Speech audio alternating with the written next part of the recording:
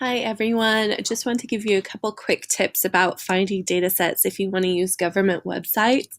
They can often be a really good place to go if you're trying to find data, especially raw data. So a couple quick things. You may find yourself going directly to an actual site. So one that's commonly used in resources in assignments is the census. And if you go to the census, a lot of people know they count people, and you'll see they have population numbers on here, but they're also going to have a whole bunch of different topics. Let me see if I can bring those up. So you can see there's actually a lot of economic numbers here. There's actually an economic census that could be really helpful. There's also things like health. And with health, there's not only how healthy people are, but there's access to actually healthcare and health insurance, all those different kinds of things. Even income and poverty. And I know some people have papers coming up on things like income inequality, income itself, levels of poverty. All of those things are going to be in the census. They'll have reports in here, but what you're looking for are the data tabs. That's where you're going to have ways of either creating data, and you can kind of get a feel for that, or the tables themselves. Now, the one thing I will warn you about, and I'll go ahead and just try to get to one so you can see what this looks like.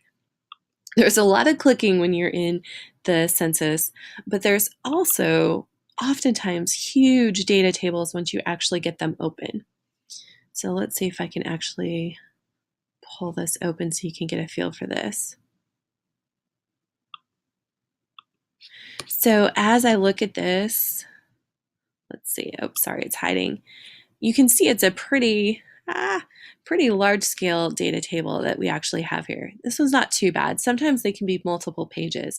So talk to your instructors if it looks like it might be a little too overwhelming. You could oftentimes, if I look at this, for example, of types of households, age, where they're from, the region they're from, you maybe find that you only need to use a portion of this table to actually support your argument. So keep that in mind if you're looking at a really, really large table. If you're struggling with the census and not quite sure where things are located, do use their search tools. That can give you a feel for if they've covered something and where they've covered it. Again, think about the census. It's not going to be how people feel about things.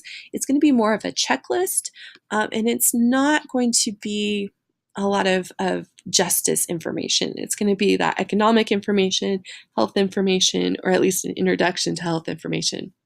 But it's so widespread with topics that it is a really good place to start. So if it's not the census, again, it could be other places, the Bureau of Justice, for example. Oops, let's see if I can spell it correctly. We'll go ahead and pull up a page. So no matter what department you're looking at, they are going to have a page that's called something like data. Usually it's called just data, but look for that tab. The data analysis tools are slightly different. That means that you can pick and choose what it is you actually want to look at. Data collections, that's going to be more the tables themselves. But like I'm saying, whether it's the CDC or the Department of Education, they're all going to have something that says data or reports, and that's where you're going to find data itself. Now, if you're really not sure, if you don't really know within the government how things are organized, one thing you can go ahead and do, if you use Google and you do the .gov search, you can absolutely do it that way. But you can also go to USA.gov and try something like bilingual education data, and this will at least give you a feel for what departments study that thing. So in this case, I can see the National Center for Education Statistics is here.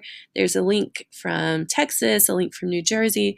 So you can start to figure out, oh, okay, if I go to this website, this is going to be the department that I want to look at their data tabs. This is a bad example, apparently. Okay, here we go. Here's our tables at the bottom where I could get to the actual information. So again, this can be really tricky. It can be a little frustrating when you're getting started, but just keep in mind that there's a lot of information out there. Again, on the library home page, that little chat window that pops up and down, you can absolutely ask that person if you're looking for advice about where to get started, or if you're not sure what government organization can help you. But try it out, see what's there, and ask if you have any questions.